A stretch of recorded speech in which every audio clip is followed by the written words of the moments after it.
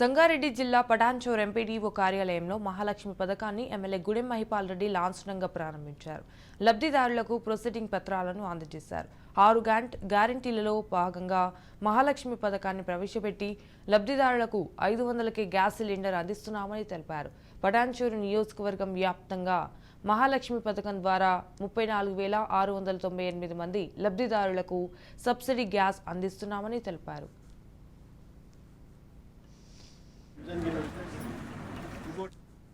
850 పైచీలకు దాంతో 350 రూపాయల సబ్సిడీతో రాష్ట్ర ప్రభుత్వం సబ్సిడీ కింద గ్యాస్ సిలిండర్ ఇవ్వడం జరుగుతూ ఉంది.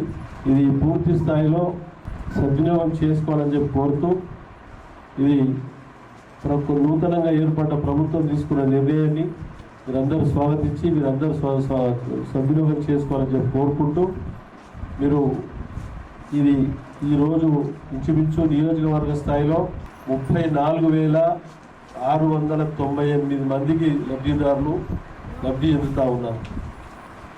మున్సిపాలిటీలు కానీ గ్రేటర్ డివిజన్లు కానీ గ్రామ పంచాయతీలు కానీ పూర్తి స్థాయిలో నియోజకవర్గ స్థాయిలో 34,698 మందికి ఇంచుమించు 35,000 మందికి లబ్ధి చేకూరుస్తూ ఉన్నది.